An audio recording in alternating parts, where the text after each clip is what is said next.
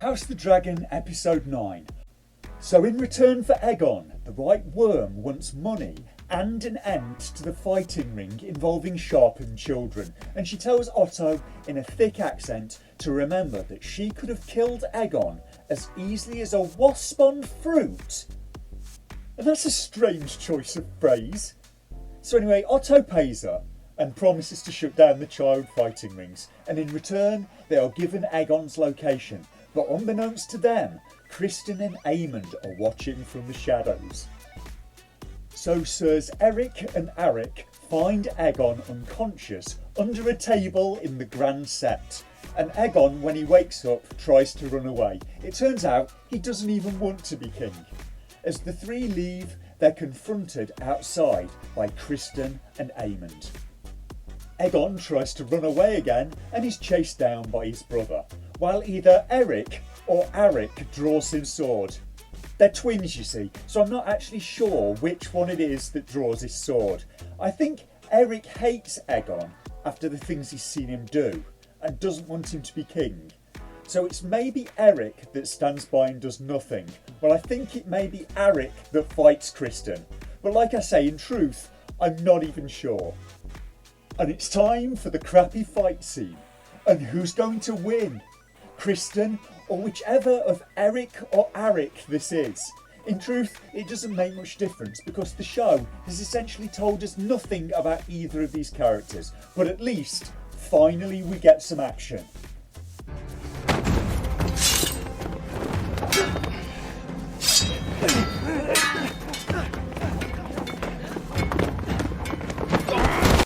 So there are a couple of sword strikes and then the camera cuts away. And feck off, can I see the fight? Instead they cut away to show Aemond wrestling with Aegon on the floor. What the hell?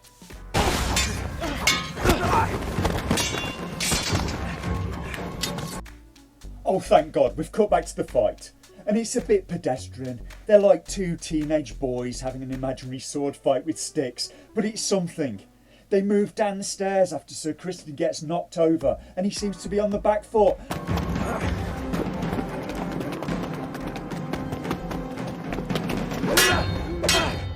And the camera cuts away again to a couple of monks looking startled.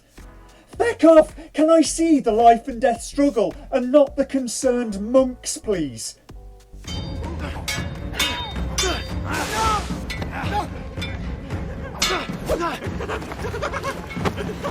I was hoping you disappeared. Then we get back to the fight and they cut away to the wrestling again. And they just keep on cutting away until somehow Kristen disarms Eric or Arik or whichever one it is and wins. Is our father truly dead? Yes, and they're going to make you king. Are you going to help me? Show, you have to know what your money shot is. And here, it's the sword fight.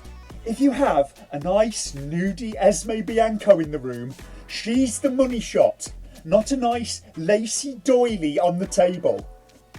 And this is a frankly infuriating tease. I imagine this must be what it's like going to a cinema to watch a Sahara night film and getting all excited to find that the cameraman kept on getting bored during the naughty stuff and instead kept on turning the focus instead on the glazed earthenware pottery on the mantelpiece. Maybe a nice commemorative coin. While in the background, Sahara is doing her best to try and make sexy noises. He's looking at the pattern on the carpeting and not even the interesting kind. I mean, the fights in Thrones were often bad. You had Jaime's duel with Ned Stark in season 1, which wasn't great. Sean Bean can do an okay fight scene, but he was maybe getting a bit old for that business at this point in his career, and neither him or Nikolai Coster-Waldau are expert swordsmen. Bron's duel was good though, when he was fighting for Tyrion's life in the Eyrie. Why are the fights in Hot D so much worse than the ones from Game of Thrones? So the upshot of the fight is that Alicent has the prince in her custody instead of her father, and this means that she gets to call the shots and can make sure the assassination of Rhaenyra and Daemon doesn't happen. So Otto is not going to get his way, and she leaves after he says how much she looks like her mother in some lights. And normally I'd just let that remark go. But after the uncle-niece wedding, I do not have any faith left in this show in that regard. So this comment just comes off as creepy to me. And like I say, the fight came without any build-up, because Eric and Arik have done nothing to show that they're adept warriors. To compare it to something that I think did a better job, take the film Shogun Assassin. Now, Shogun Assassin is a weird film from 1980. It's a movie cut together from a series of Japanese films based on a manga called The Lone Wolf and Cub. And they make major changes to the story to cut it down from 5 films to 1. Sadly, the film is so bloody I can practically show none of it on YouTube. But it does do a great job of building up the antagonists, the Masters of Death, by having them in numerous fight scenes to show their capabilities before they finally face the protagonist. And if the Masters of Death look a bit familiar, it's because they were allegedly the inspiration for the characters The Three Storms from the film Big Trouble in Little China. So if you've never watched either Big Trouble in Little China, Shogun Assassin, or the Lone Wolf and Cub films, I'd recommend all of them probably more highly than I recommend House of the Dragon. I'm very fond of the dubbed version of Shogun Assassin because some of the dubbing is so funny it makes me laugh out loud every time. Like this. I am the supreme ninja! Oh! And it's hard not to notice that at the core of most of the in-universe problems of House of the Dragon are the female leads. The show tries to cast the female characters as victims of a patriarchal world, but they do get plenty of decisions between them, and everyone they make seemingly leads to disaster. It's like She-Hulk again. The message the makers say they wanted to send seems to oddly clash with the message they actually sent. By Alicent putting her son in as king and refusing to move against Rhaenyra and Daemon, Alicent has set the stage for war. There are signs in the show that she was the one who poisoned her children against Rhaenyra and her family. So Alicent goes back to her chambers and it's the creepy foot fetish scene. Alicent has been trading with Larys. He gives her information and in return she lets him look at her feet while he touches himself. And again, what is this doing here? What purpose does this scene serve to the narrative? It hardly gets Larys bad guy points, does it? Because it's nothing compared to the stuff he's already done. He burned his own father and brother to death. This could have been done without any of the foot fetish stuff at all. The only purpose I can see is to show a man degrading Alicent again and maybe for some cheap shock points. As far as I'm concerned, it certainly isn't here for the entertainment.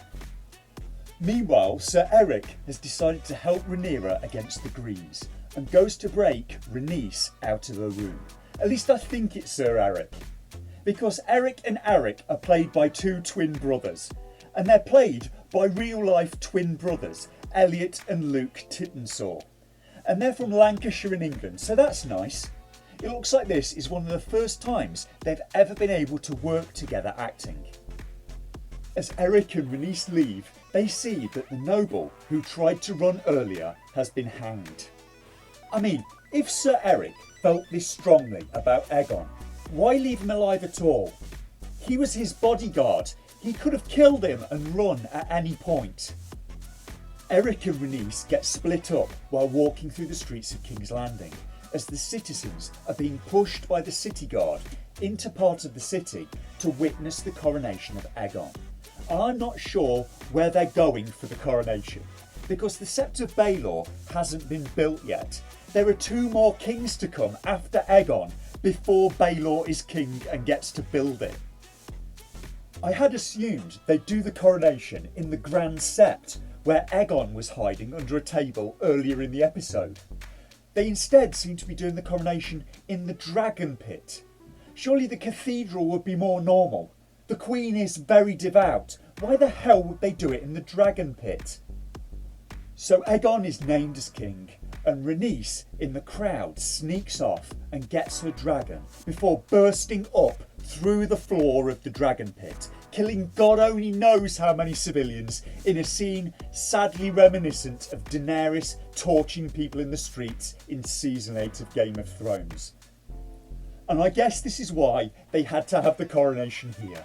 I can think of not a single good in-universe reason.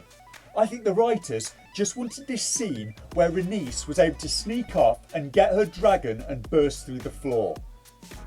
Rhaenys then has the opportunity to kill off the whole Greens faction and end the potential war right there, and she instead chooses not to.